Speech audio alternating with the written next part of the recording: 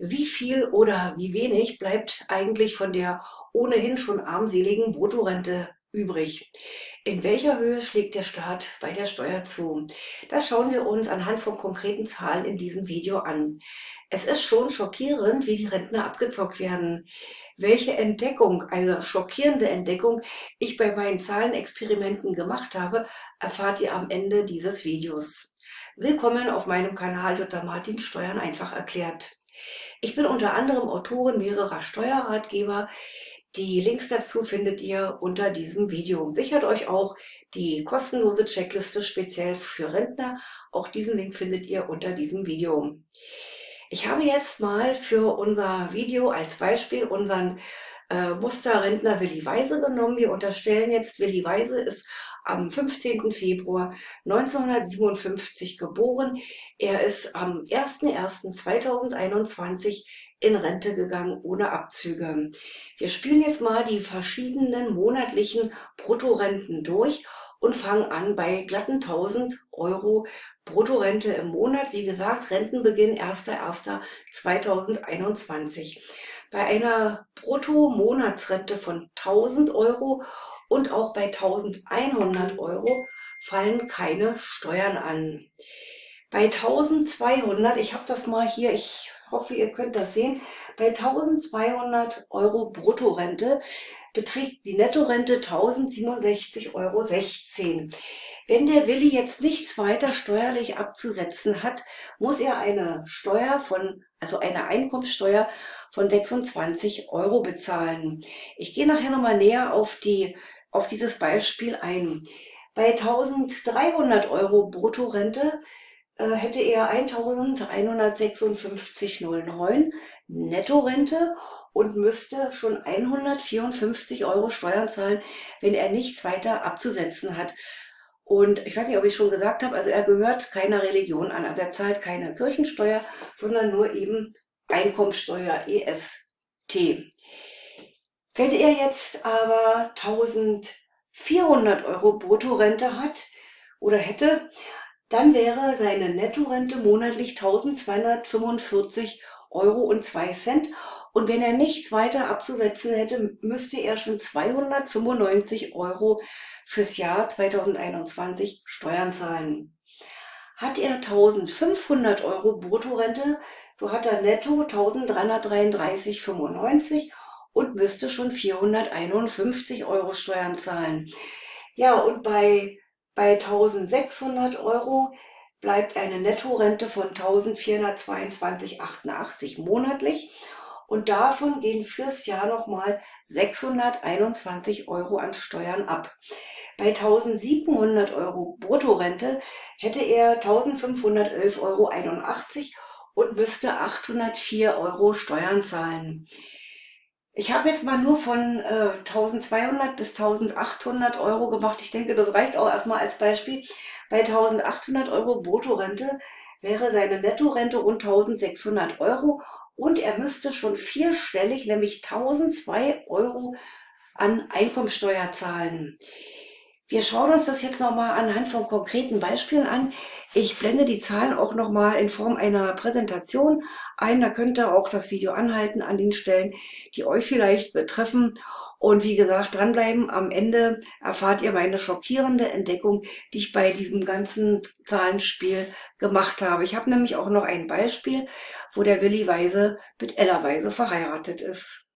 Wir schauen uns jetzt nochmal das Beispiel mit 1200 Euro Bruttorente an. Hier nochmal zur Erinnerung, der Willi Weise ist am 15. Februar 1957 geboren. Er ist in unserem Beispiel ledig, gesetzlich krankenversichert, also er erfüllt die Voraussetzungen für die KVdR, für die Krankenversicherung der Rentner und er gehört keiner Religion an.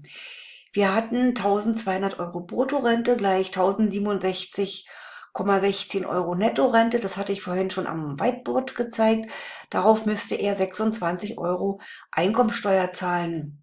Hätte er jetzt ja irgendwelche Arztkosten, zum Beispiel Brille, Zahnersatz, gesetzliche Zuzahlungen, dann müsste er über 578 Euro kommen, um eine steuerliche Auswirkung zu haben. Also die zumutbare Belastungsgrenze liegt bei ihm bei 578 Euro.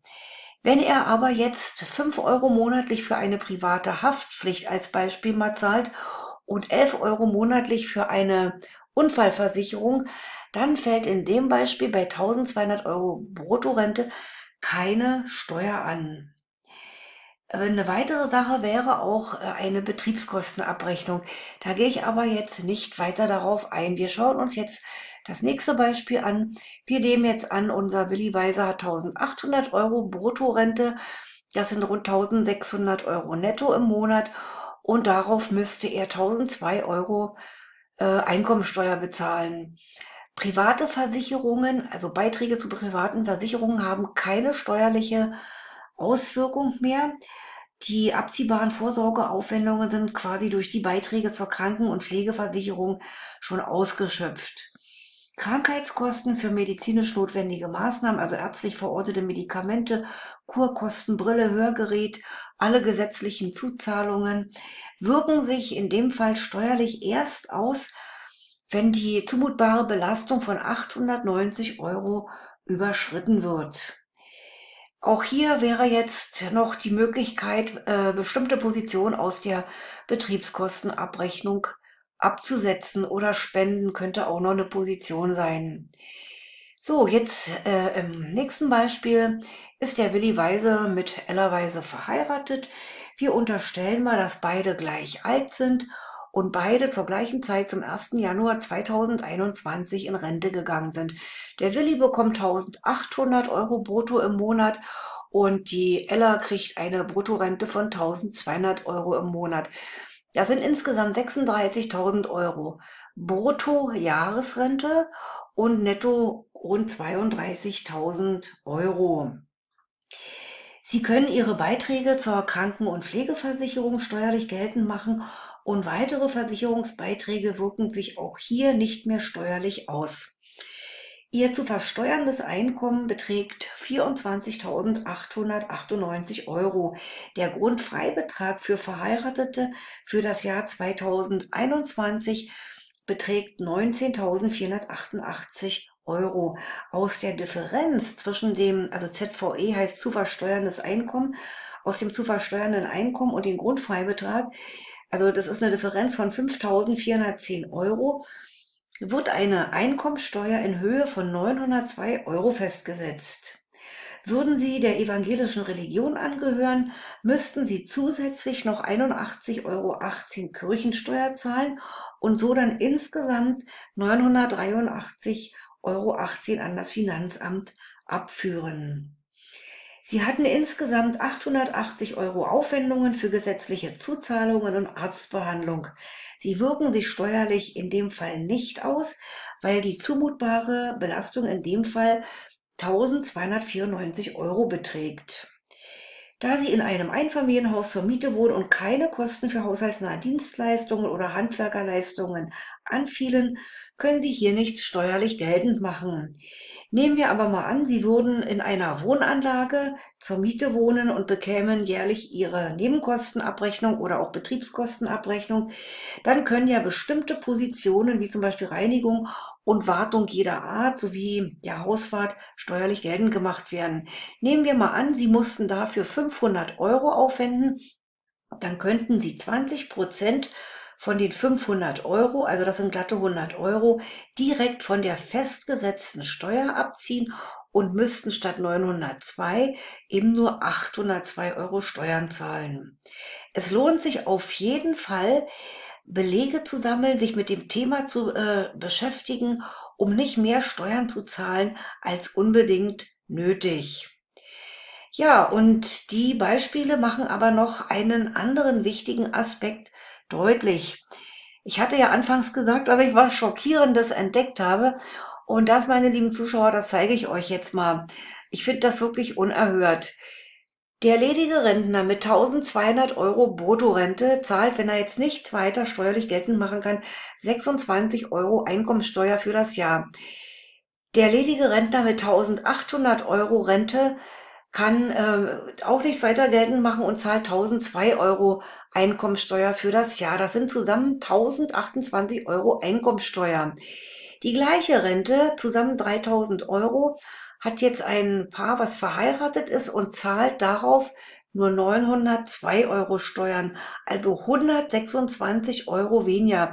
Also ich persönlich finde das ungerecht, weil Alleinlebende für alle Kosten, Mieten und Nebenkosten zum Beispiel aufkommen müssen. Also ledige Rentner werden noch mehr abgezockt wie Rentner-Ehepaare.